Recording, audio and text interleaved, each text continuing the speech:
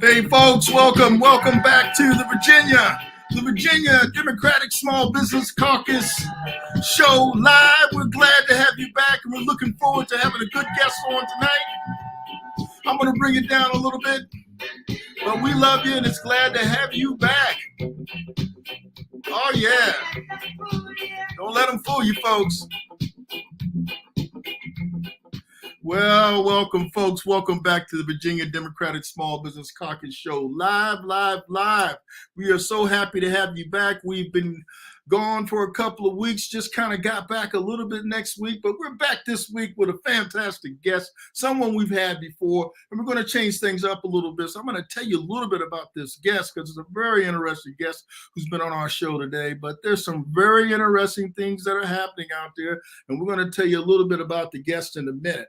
But remember, it's Woke Wednesday, and Woke Wednesday means you've got to stay awake because there are things that are going on, and if you're not paying attention, you're not going to know that it's happening. I'm telling you, you're not going to know, and it's our job to keep you informed here on the Virginia Democratic Small Business Caucus show, live. And one of the things that we want to talk to you about is things that are important, like voting rights, things that are affecting small businesses. But first, at the most base piece of it is voting rights. And then after that, it's what's going on that small businesses really can benefit from, new opportunities that are out there. And there's a lot of things that are happening in the state for small businesses, in particular, different communities and constituents in that area. And we want to talk a little bit about that tonight because some good things have happened. Interesting laws have been moved forward in the legislation, nationally as well as in the state of Virginia. We're going to talk a little bit about that tonight. But first, I'm going to change up things a little bit by just going right to our guest because our guest doesn't have a lot of time to be with us tonight. So we're not going to bring him in at the end of the show. We're going to bring him on at the beginning of the show. And let me tell you who that is. You've seen him here before. He's covered some interesting things for us before, but we're going to show you the gentleman we're talking about is Paul McLean, one of the most respected new voices in the cannabis industry, still achieving business success. He's generating millions in sales through construction lending in the past.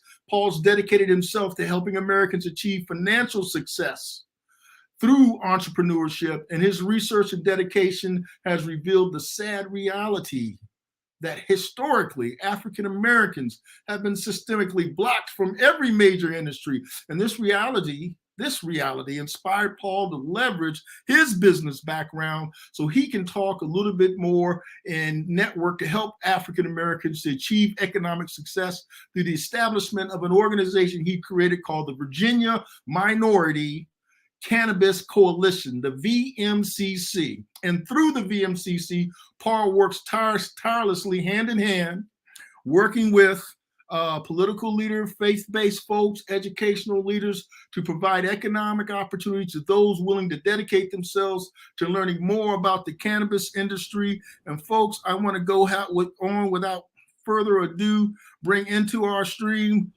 Paul McLean. Paul, how you doing, brother? I'm doing wonderful, man. How about you? Back, man? I was wondering who was coming on because I'm glad to be back. I am real excited. It's the first time we talked, had a lot of fun. And as you mentioned, there's so much stuff happening in Virginia cannabis that there's always new stuff to talk about. And this is definitely one of those times with everything going on. So happy to be here.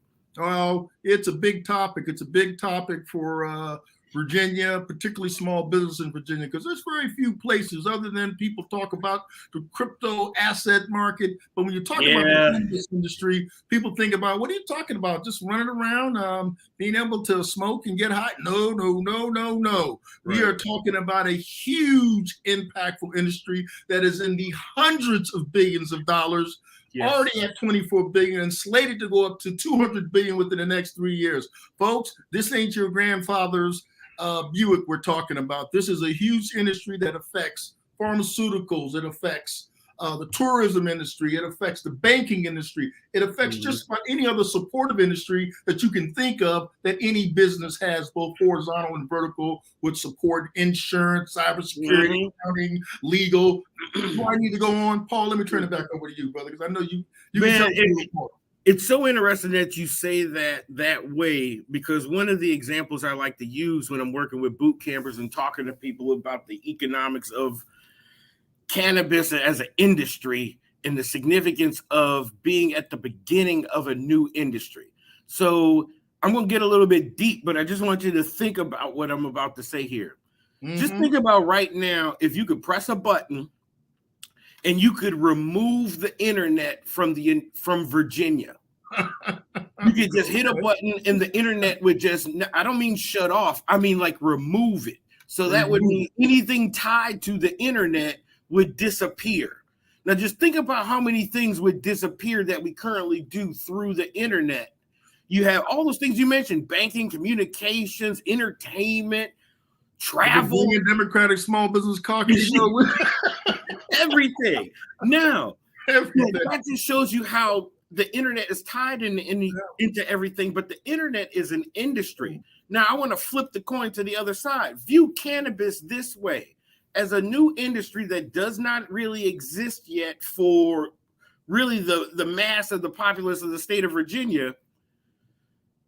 All those things that you would, the easiest way to put this is the same number of things you would lose if the internet went away are the amount of business opportunities you will gain by turning on the cannabis industry switch. Absolutely. Everybody, that's so huge because everybody thinks about just business ownership, owning a dispensary, owning a cultivation farm, something like that. And that's great. However, under each one of those businesses, on average, there's anywhere from 7 to maybe 15 small businesses that people can own that people never hear about, don't know about, because we're not in an established industry, or established market. If we were in Colorado, California, some of these markets that have been Washington, that have been open for years, the industry has grown, and as it's grown, new things were needed, and a lot of those businesses didn't require $2 million in capital. They didn't require you to have a storefront. If you had a garage, or if you could get a storage facility, or if you had a van that you could use, there were things that you could transition to in cannabis just coming from your current profession and make an additional 6 figures on the side. You know what I'm saying? Making extra income. So, from years of working with small business owners, I've always liked to teach people how to transition. And with the way we were just talking about this industry, if people recognize that opportunity in those lower level businesses and start looking into that, as well as employment and what that can translate into 5 years down the road, the opportunity is not like this. It's like this for small business owners, people of color that have been excluded. But the thing is, you got to start figuring out where you want to be now. Where you fit in. Exactly. You got to get in where you fit in when they say, okay, the industry is open up on said day. If you haven't figured out what part of the industry you want to work in, you want to try and open up a business in, you want to invest in, whatever it is, before that, you're a year and a half behind everybody else. Exactly. So our organization is working through these boot camps and these events we have coming up later on this month and next month to try and teach people how to learn this industry so they can get prepared. Because you can't get in the game if you haven't been training. Nope. You can't. You can't. And I always tell our boot campers that my philosophy is business is a sport. And you need to treat it as such. You train to play basketball, but you can only play basketball for maybe 10 years of your life. You can train to play golf. You can play till you pass on. You can train to swim. You can do that your whole life. Right. You can train for football. If you're lucky to get to the highest level, you're lucky to get 3 years. You see what I'm saying? We're trying to teach people how to train their brain, train their mentality, train themselves how to not just come up with an idea, but to turn that idea into a real thing, sustain it, and learn how to make it thrive. And that is the most important thing. And the most important thing about this too, Paul, is whether or not it is something where you're an employee and you're passing on wealth and legacy to your family through the resources that you earn from selling your labor, or whether or not you're an actual business owner and you're actually creating and passing on wealth through being a business owner. But more importantly, I think what a lot of people need to understand is when they get in early, and I know you'll talk about this, how do you make sure that there's equity? And how do you make sure that the expungement, and how do you make sure that there's opportunities that are built into the governance and policy and legality that's happening in Virginia? So not just large organizations have a great shot at it, but everybody, particularly different groups of people like the African-American community and other communities, well, I won't say communities of color, I like to be specific, a Latino or either Asian or just non-Europeans who basically have been impacted in a greater way by the marijuana law enforcement enforcing it more so against them than they did other communities. So now that there's a now new term, cannabis industry, how do you make sure that there's equity? How do you make sure there's expungement and people have opportunities in W-2s and small businesses? I'll let you talk a little more about that. Two main areas. It falls into two main categories in our philosophy. One is education. Yeah. Educating the people out in the community about the industries and the opportunities. Okay, that's very important because there's a lot. For something to be starting that you've never had a chance to watch someone work in, you've never worked in, there's a lot to consume with getting into this cannabis industry. And too many times people think they only need to know what they know based on their life as a cannabis consumer. And that could be a lot of information, but it might just be a small part of what's needed to launch a business. So they have to broaden their knowledge base. And sometimes, that's stressful. It's a challenge because it's kind of like going back to school. You know what I'm saying? In some ways for some people. But here's the thing. I'm going to get to the number 2 in a second, but you said something at the beginning of this conversation about being at the beginning, being first, being early. That's the price of admission here. If you're willing to do what's necessary to put yourself at the front of the line and put yourself in the best position, I mean, regardless of what happens, if you're able to find a place to land, you're going to be in a pretty good spot as a first mover if you just look at the math of it. As the industry grows, if you're involved in the industry as it's growing and scaling, your business will scale along with it if you have a good business that is relevant to the industry. And that is kind of what we teach in the boot camps. Number 2, like I said, number 1 is education. Number 2 is agitation. Agitating politicians. Because in order for this to really frame up so it is a solid industry, and I don't mean for just black people, brown people, Asian people, I'm talking about just a solid industry that has an opportunity to thrive, a growing, booming industry that can organically grow, it has to be good. And in order for it to be good, it has to include everyone. Because it's got to be accessible. It's got to be accessible. That is so key. Accessible in all levels, multiple entry points for different backgrounds, different education levels, different areas of interest, different parts of the state. Because it's hard to work for the shipyard living in Roanoke. You see what I'm saying? But that's the thing. Cannabis as an industry levels out a lot of things. So with transferable skills, new skill sets, that creates job competition.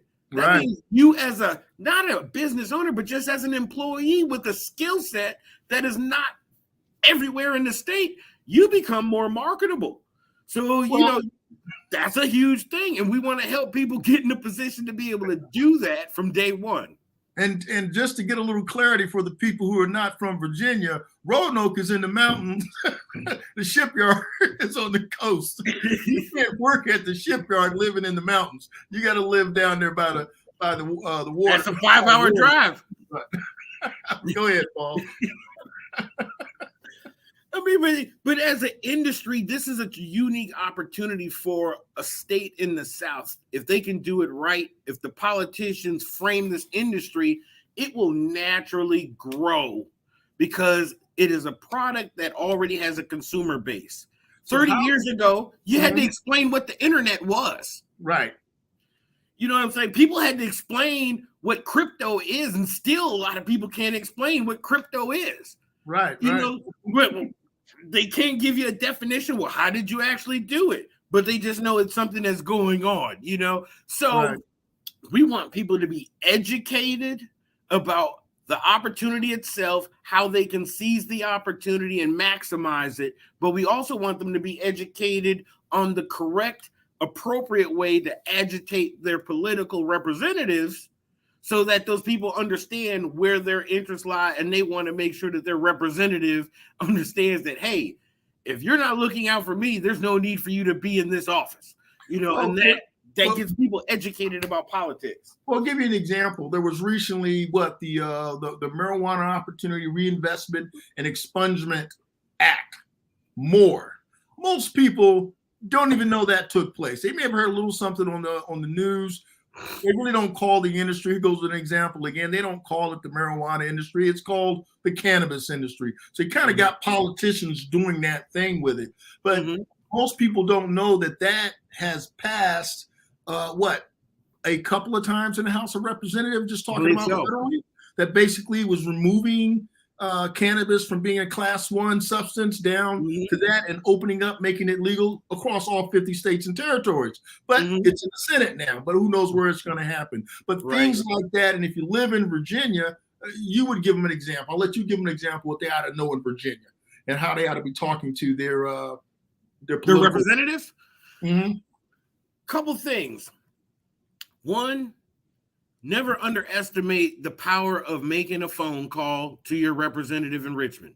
A lot of people, a lot of those folks are not used to getting 50 extra phone calls, you know, out of a day from their specific backyard that they haven't visited in a couple weeks. You know what I'm saying?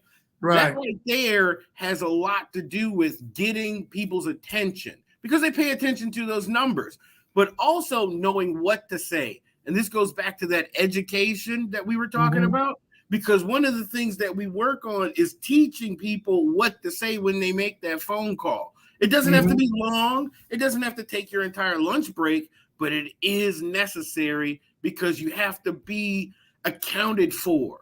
And people don't pay attention unless you are tapping them on the shoulder or tying up their time. So I need to listen to you so you stop calling me every day. Now, some people might say, hey, that's kind of overdoing it. That's a big deal. You know, that I can't do all of that. Here's what I say to that. You got to choose.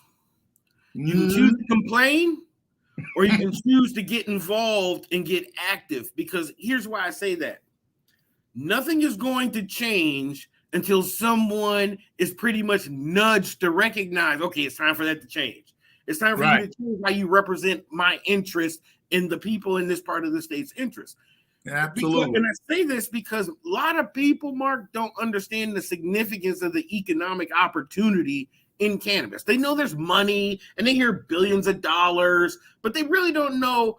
Most people don't even know how many zeros that is. You know, they just know it's a lot of money, and they know it's a lot of money. Rich people. Here's what people really got to understand, man. And I'll put things in perspective.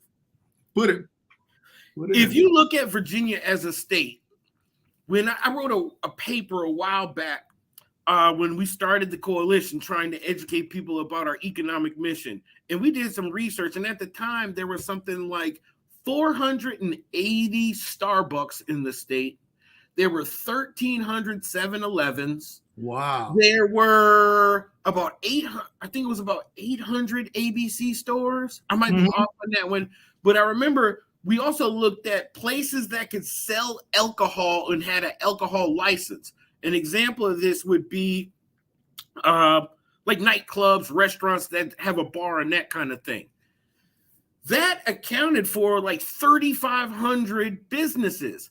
Now, the thing that is so unique about that is if you look at all those things, all those opportunities and businesses offering alcohol, that as an industry has thrived for years. Now, if you look at cannabis as an industry, as it reflects on other parts of the country and what we've seen as new markets have opened up, it's 3 times the opportunity right now in those industries that we were just talking about. Did you say 3 times? 3 times. And I think you have to really be granular, Paul, when you tell people this. When you look at a bar that sells liquor, you have to look at all the rest of the things that keeps that restaurant or that bar open.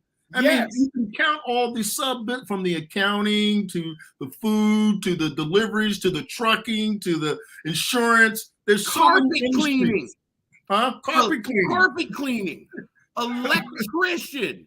Because if you're a restaurant that serves dinner and you turn into a nightclub or something like that, all your work has to be done in the morning time.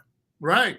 I had some friends that all their clients are restaurant owners and club owners because they got to clean the place because of mess. But see, that same opportunity is in cannabis.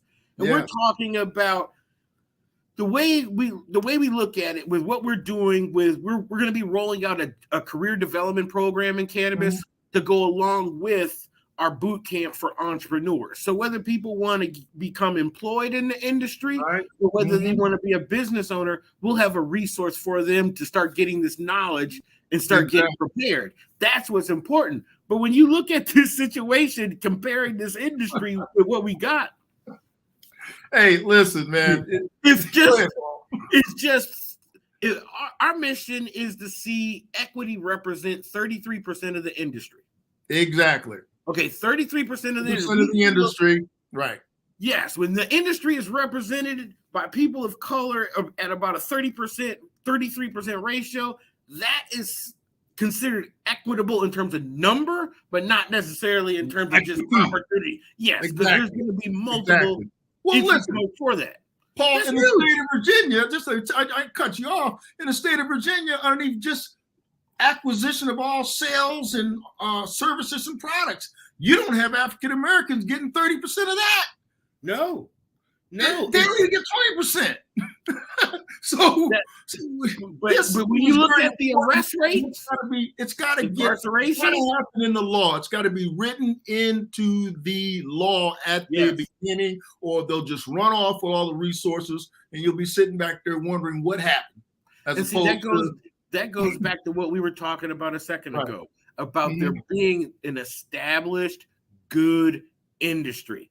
Everyone can participate. If you want to participate, there's an entry point for you. That's important because in places when it hasn't been like that, as that industry starts to do well, everyone that's been excluded makes it publicly known how unhappy they are. And as a state where certain things were started and created in this state about 400 plus years ago, we don't want to see a situation where there is more for people to get mad about. You understand what I'm saying? It's like this is an opportunity to truly begin to shape a new path for a lot of people. Well, you see so many people involved in the industry when I go to these different places, like doing what it is that you do, and you see that there's insurance industry there, there's the entertainment industry there's the transportation industry there's the banking industry there. But design. I will say not banking, but the financial industry. Okay? Yes, banking wants. Well, you might as well call it banking, but they're just kind of sitting there wetting their chops because they want to be able to invest and be a part of this and scale this business. Yes. So there's great opportunity here, but like you said, being there at the beginning and making sure our politicians and the people who make the laws are making sure that there is equity there for everyone, and the bar of entry must be low. It can't be you got to have a gazillion dollars to enter the industry, or most people are just kicked out. That's been proven to fail too many times in all communities. And that is an important thing for the public, people watching your show, to understand. It is extremely important for this industry to have multiple entry points on multiple levels, simply because not everyone's in the same place. The other thing we have to be honest about, Mark, is if somebody is 18, let's say they just turned 18 right before the industry becomes legal, and then they get an entry-level job at 18 in the cannabis industry, by the time they're 21, they should not be in an entry-level position. By the time they're 27, 28, they'll be in a very good position if they have an opportunity to get into this industry. Why? Because cannabis is going to continue to grow. It's just obvious because you look at how the legacy market is growing, and we have to get the legal market going so that can have an opportunity to start to normalize. So I'm excited about this year. I'm excited about educating a lot of Black and brown folks across the state of Virginia about this industry. I'm excited about teaching a lot of people, just period, about the mechanics of the cannabis industry. It is going to be a good time. And we are going to work to get everybody to pick up that phone.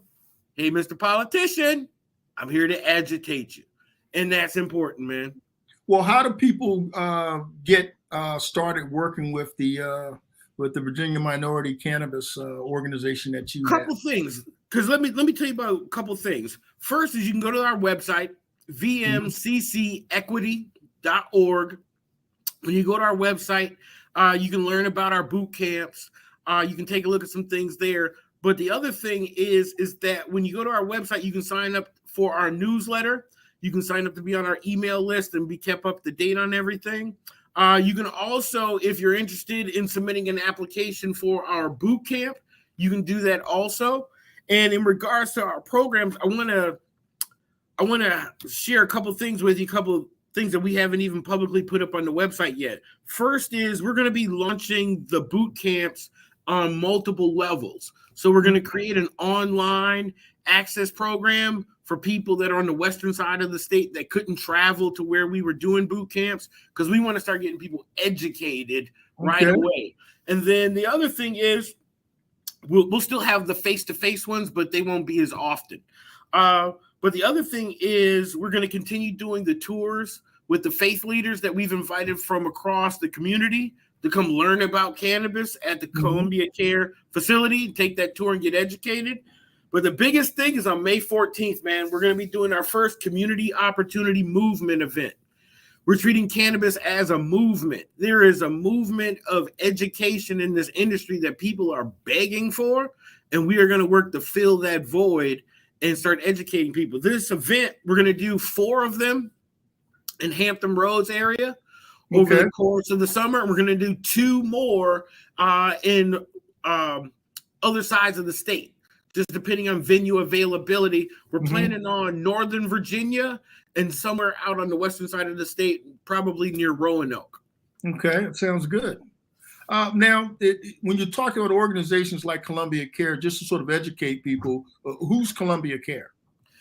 Columbia Care is, in the state of Virginia, there are 5 medical cannabis licenses. Columbia Care is one of those license holders. They have been one of the first companies to get established here in the state. And I was very fortunate to do some Zooms with a couple of people from their company a few years ago. And we learned that we had some similar commitments and interests in terms of equity and how we wanted to create opportunity. And the thing I love about just that relationship is they're one of the few companies that I've seen. I haven't been to every company in the country, but when we took a tour there yesterday, my boot campers and our community influencers that came were shocked at how many minorities they saw working there in entry level all the way through management. That's putting their equity money, where their mouth is. That was good to see, and that's always good to see. But are they investing in, well, let me just say this. I don't know whether you know the answer to this question, but are they working with small companies who would be subcontractors or wanting to be in the industry? Are they working with them in that way in order to make sure that they're not just making people W-2s, but also helping small businesses to get off the ground in the industry? Well, I know for the facility and things like that, they had specific requirements for the contractors working with minorities and things like that. But within the company, if I'm not mistaken, I believe they have some things that are evolving with the whole Cresco Lab. Cresco, and then whole merger and everything. They were just talking about some of those kinds of things yesterday. So great. They have some big things in store. That's good to hear because they have a serious equity team that are working to put some things in place, and we're going to be working on some stuff through the summer. So I'm excited to just be able to create some opportunity. The thing that people have to understand is you're not going to be able to seize it on your couch. You're going to have to sacrifice something. One of the things the first day when our boot campers came in and they came into the program, we told them, you got to give up something in order to get something out of it. Absolutely. It's that simple. And we talked about giving up television and sports. And some people weren't willing to do that, and they didn't make it to the end of the program because they couldn't do their modules because they were watching football for 9 hours a Sunday. Well, you got to get the work. You got to put the work in, man. You got to put in the work. Be do have, man. Be do have. You got to be the person to be able to do what you need to do in order to have what you want. Well, it's that simple. I'm watching the time too, Paul. I know you were generous to giving us your time. You're right at 7:30 now. We can have a little bit longer, but I want to let you know you're right at close to your time. I don't want to steal you from somebody else, but I will if you let me.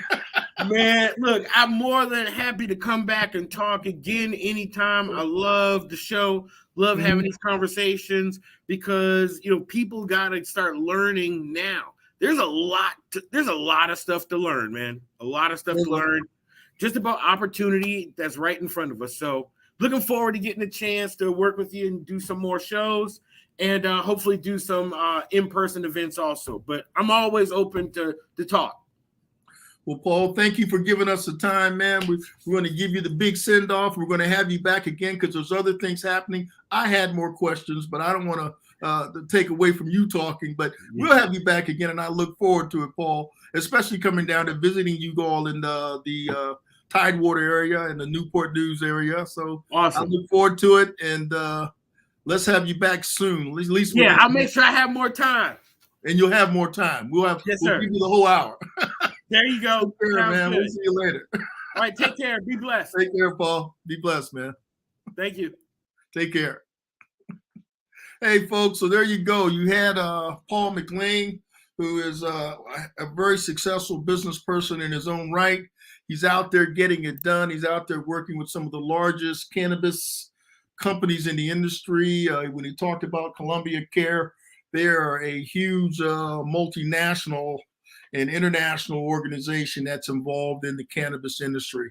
And like we were just sort of telling you out there, why am I talking about these things? Because as a small business, a lot of things are much more difficult to get into. But as a small business person, this particular industry, going across all 50 states, there's certain states like Colorado, California, and other places, but you have other states coming on like with some very progressive programs in New York and in New Jersey that have learned from some of the mistakes that haven't happened. We talked about the MORE Act, which is in its way to the Senate now. So that just happened a couple of days ago, making cannabis legal in the U.S., but it's got to get out of the Senate. So, once the politicians get done with their thing, that will happen. But what's more important is if you want to be involved in this as a small business person and you want to be able to create legacy wealth for yourself and for your family, or be a W-2 person or an employee who understands this industry, this is a huge industry. That's why I try to talk about it often. And I try to let people know if you need to get educated in it, you should spend some time educating yourself in this industry. Some great books out there. Deshita Dawson Dashita Dawson, who was also a guest on the show, had a fantastic book called Everything You Need to Know About the Cannabis Industry. You can get her book at a number of different places online. And there's other stuff out there. If you want to reach out to me, throw me a line. If you want some more information, contacts you want to talk to because you're interested in this in Virginia or around the country, be more than happy to provide information. What I want to see is small businesses grow, particularly small businesses that have been shut out and haven't had an opportunity to grow. But folks, that's what we're here for. Now I'm going to go back to my second, the main reason why I get on the line every day or every Wednesday is to talk about voting rights. And that's right, I'm continuing to hammer the voting rights situations. Because listen, everything that we do, we're trying to impress our politicians to do what they want to, so our families can live a better life, so we can live a better life, so our grandchildren can live a better life, so we can have better communities both in this country and outside of this country, is all, from a democratic standpoint, is all about your ability to vote. The people that you elect on local, state, and federal offices. If someone is trying to suppress your vote, they're basically telling you, you don't have a right to an opinion, and I'm going to make sure you don't get to have an opinion. Therefore, you're not going to get people elected who believe in the sort of values and things that you believe in. And there's all kind of craziness that's going on in 43 states around the country, if not more. All kind of laws that they're passing that suppress the vote to just, Jim Crow 2.0. You'd think we'd be past this. And you think we would have learned from the past that it does not make sense not letting all Americans have a vote as they are guaranteed in the Constitution of the United States. Everybody has a right to unfettered access to the polls, the ability to vote. Some crazy things that are going on now. I'll give you an example. They're saying people who are in nursing homes or people who are bedridden have to take their absentee ballot themselves and actually take it and put it in the box in order for it to be counted. We're talking about people who are paralyzed from the neck down, or people who are old and but still of the right mind, that they know who they want to vote for, and they are being denied the ability because of physical limitations to vote. That's kind of analogous back in the days of regular old Jim O. Was like, well, tell me, recite the entire Constitution of the United States, or how many bubbles on this bar. So just anything that they can do that is going to knock someone out of being able to cast their vote, they are doing, and they are shameless about it, folks. I'm telling you, they're shameless. And if you're a good American, and I know that you are, that you ought to be out there talking and doing things, not just talking, but doing things. And one of the things that you can do is say everybody has the right to vote. Just like we were talking earlier with Paul, politicians respond to pressure. They respond to people calling their office and say, we are aware. And what are we aware of? Well, we're going to tell you what we're aware of when we talk about voting rights. Well, we're going to say first, well, we're aware of H.R. 4, the John Lewis Voting Rights Advancement Act. We know that the United States Congress has passed this. We know we're trying to get it passed in the Senate so it can get to the president's desk, so they can get rid of the things that are stopping, they can get rid of voter suppression, essentially. What this thing does is put preclearance back into the 1965 Voting Rights Act. It allows people to not make arbitrary rules all over 50 different states. If anybody wants to change anything, anything that has to do with voting in the country, then with the Pre-Clearance Act, it's got to go through the Department of Justice, and it's got to happen at least 180 days before any election. So that automatically gets rid of all this sort of craziness that I'm telling you about, because now you have one standard that used to be in place in 1965 until our Supreme Court in 2013 had a brain fart and decided that it wasn't a good idea, and we should all go back to the 1950s and start arguing with each other again. That is absolutely ridiculous. we got a problem there, but that's another issue. For right now, we need to take care of this voting rights thing. And let me tell you about the other thing that was passed out there, which is also HR 1. HR 1 is the For the People Act.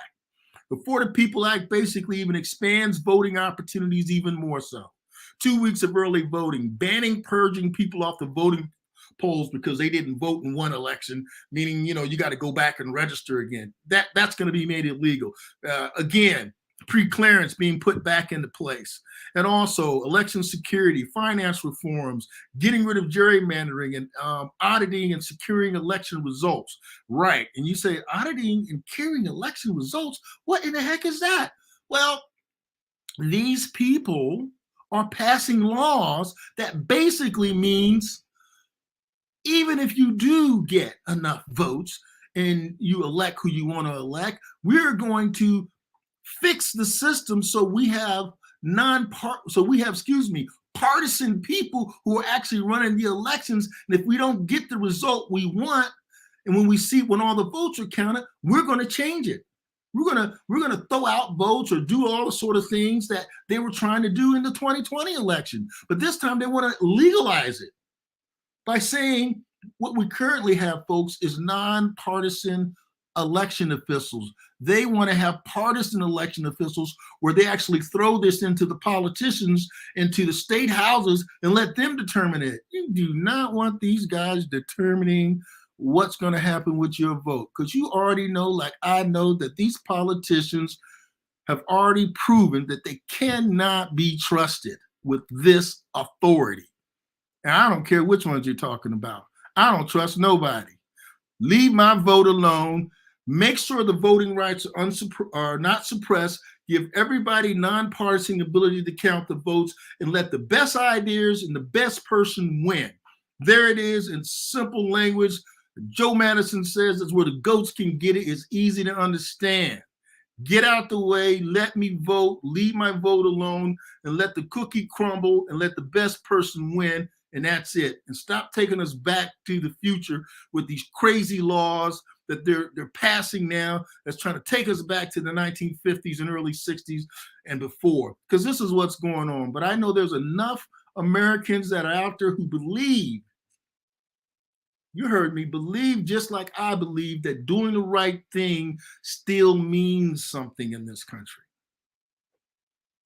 It still means something to individuals, that if you do the right thing, you may not always get somebody who's going to come out and pat you on your back and say, thanks for doing the right thing. But you got to remember what your parents taught you, right?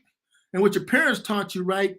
What's important is do the right thing when there's nobody watching. That's called integrity. Integrity. Do you need somebody watching you to make sure you do the right thing? Like, you've got a video camera on you all the time to make sure, you're not in the store sticking something that you didn't pay for in your pocket. If you have integrity, you're going to do the right things, and you're not going to want to steal. You're not going to want to lie, right? Let's look at those, what do we call those 10 commandments. Some people believe them. Christians call them 10 commandments, but those same sort of Ma'at principles and laws, whether or not you're talking about things that Muslims believe, or things that people believe who are Buddhists, or whatever they may be, all these moral principles are the same no matter what culture you come from. You can't go around lying, stealing, and killing. You can put it in whatever religion you want to. But lying, stealing, killing, doing bad things is not accepted no matter what language you speak or wherever you live. It's not right in any culture. That's why people appreciated what's in the Constitution of the United States, which is not perfect. It isn't. Come on. It was written by a bunch of slave-holding people.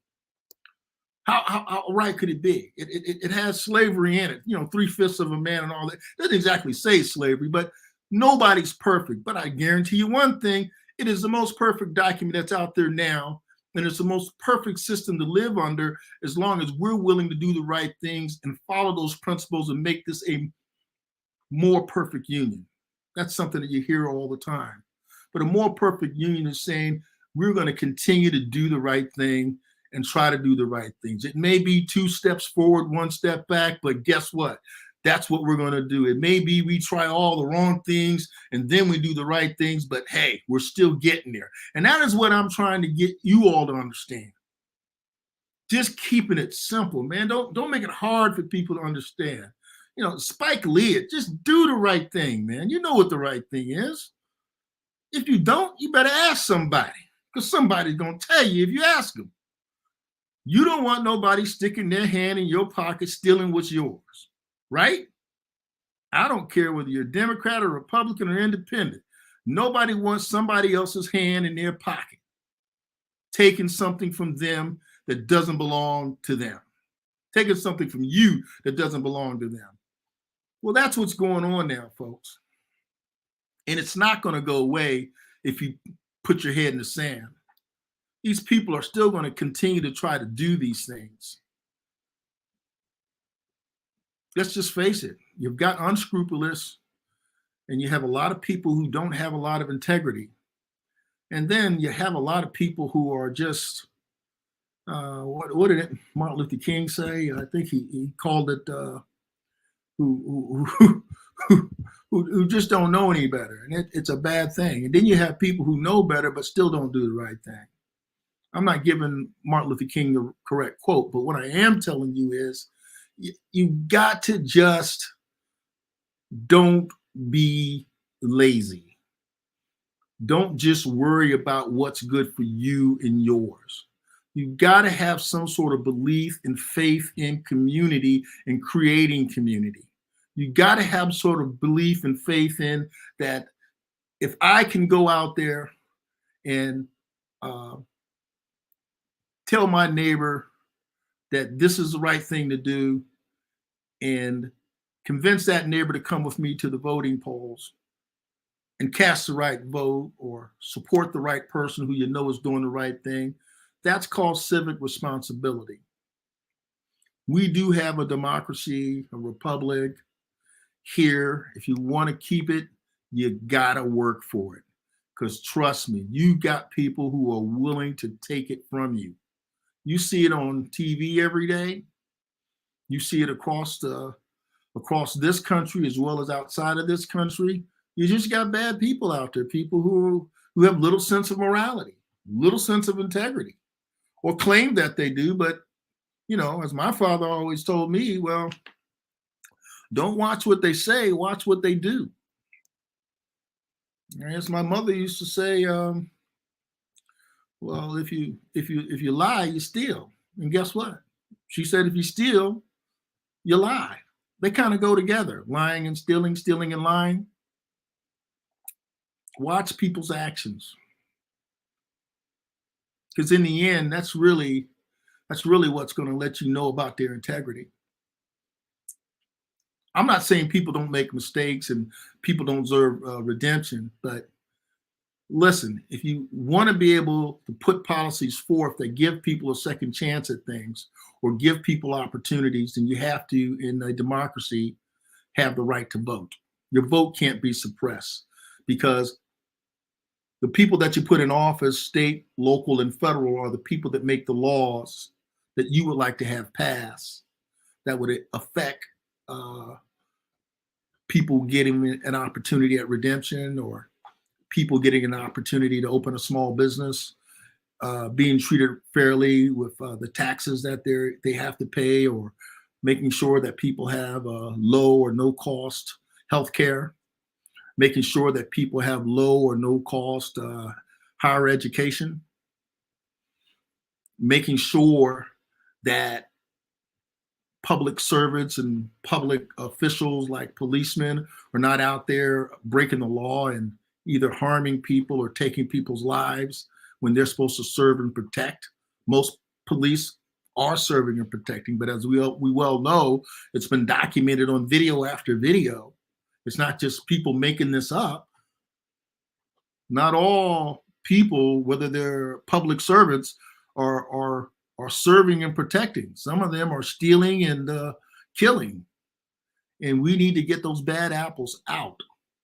And we need to reform our system as citizens to make sure that we can put the things in place that create something that goes on and lasts forever. But the only way it's going to last forever is by creating organizations, making sure we're telling our children and our communities and them learning from the things that we do, so they don't have to learn the lessons over again, because we've already learned what those lessons are. We're now implementing safeguards, and we're making sure that you don't have somebody pop up 50 years later and tell you, guess what? The earth is flat. We all know the earth is not flat. But are you going to believe that just because somebody told you that it is?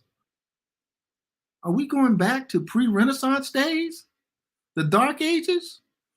You have got to think for yourself and act on your own behalf to protect yourselves and your family. And in a democracy, it's voting rights. Voting rights are like air to the body. You cannot exist without air as a human being. Your body will shut down and die if it does not have oxygen. Voting rights are the same thing to a democracy. If you don't have a right to vote, the democracy will die.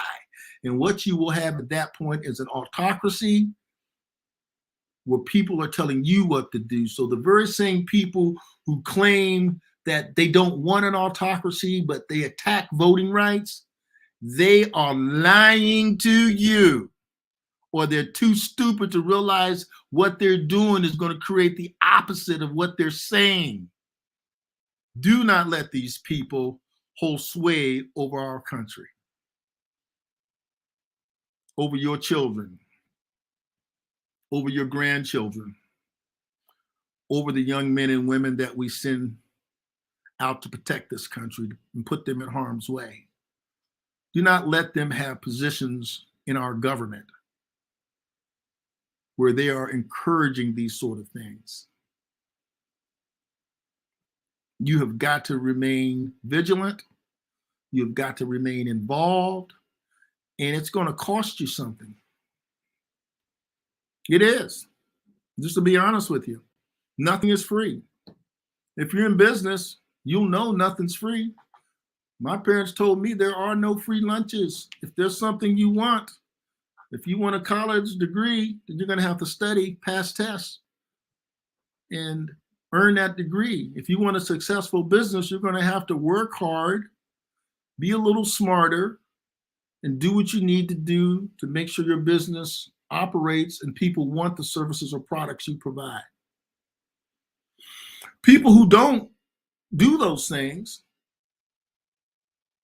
they're not successful in terms of them doing what it is that they want to be successful at, because they don't want to put in the work. If we want to keep this democracy, damn it, you got to put in the work. If you don't, you're going to get Putinville. You're going to get an autocracy.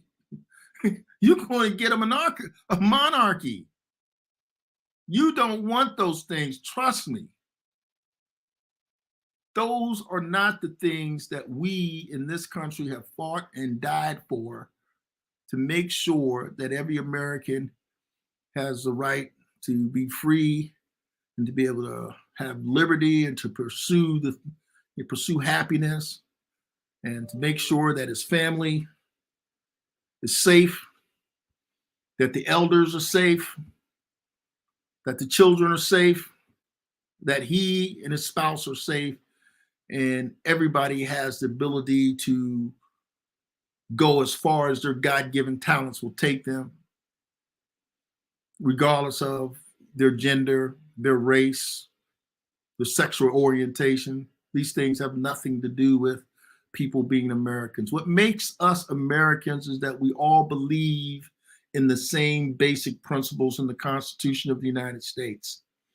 And we don't try to bend it and change it and convolute it so that it favors others more than others, or others over someone else. Everybody's got to be equal at the same level. Everybody's got to have the same opportunities when it comes to the Constitution of the United States.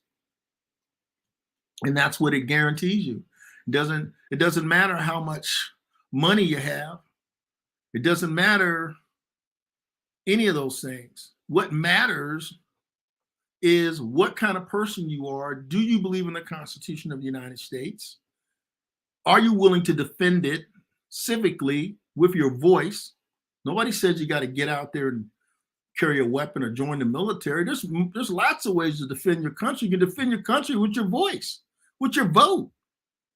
Getting on the phone, say something. Say something to your neighbor. Call your local, state, or federal politician. There's lots of ways to remain active. You don't have to be Martin Luther King. I mean, I love Martin, but Malcolm and hey, that's all right. I'm a little biased to the brothers. I am a brother, but you get my point, right? There's lots of ways you can do something. Many ways. John Lewis. There's just, I think of so many people, Rosa Parks, Fannie Lou Hamer, Ida B. Wells, Soldier of Truth, just many people from my community, the African-American community, who have dealt with so much, but have come so far in this country that there's no way that you can't just marvel at the ingenuity and the persistence of human beings.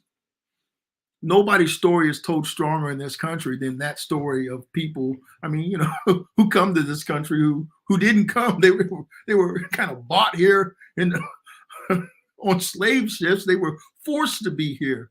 And here we are 200-300 years later, 400 years later, still thriving and teaching the lessons that come from our elders and our ancestors to the very communities that we live in today. It is absolutely amazing what people can do, man. Do never lose faith in the human spirit. And if you're going to bet against the human spirit, the ability for people to get stuff done, regardless of the odds that they're facing, if you're not a historian, you probably need to be one before you make that bet. Humans have kind of come out on top every time, the ones who have faith and have belief that they can get something done, and they stick with it. So I'm asking you, I'm imploring you to fight for voting rights in this country. Imploring you to fight for voting rights. Call your congressman. Call them and let them know that you're aware of HR 4 and HR 1, that you need these laws that have been passed in the House to be passed in the Senate, and that we need voting rights to get to the United States president so that he can sign them into law, and everybody has the same laws that they have to follow through all 50 states and territories when it comes to elections. And that we're not tearing ourselves apart as a country because we have all of these different situations that have occurred. So got a couple of minutes left here. And we've had a great guest today, Mr. Paul McLean, with the Virginia, what's Paul's organization again? This guy's really an exciting person to talk to. The Virginia Minority Cannabis Coalition, the VMCC. And we talked about the cannabis industry because it's one of the biggest things that are out there for small businesses really to benefit from. I mean, when you talk about the gold rush that's coming and opportunities for people who can start with very little, but to become successful in their communities and with their businesses, either as people working for these industries or either starting businesses in this industry. I mean, he was very right. Just think about the internet. Think about guys like Jeff Bezos out of his garage. If it wasn't for the internet, this guy wouldn't be in his garage still. Well, the same sort of opportunities exist in this, but we also need to keep our voting rights.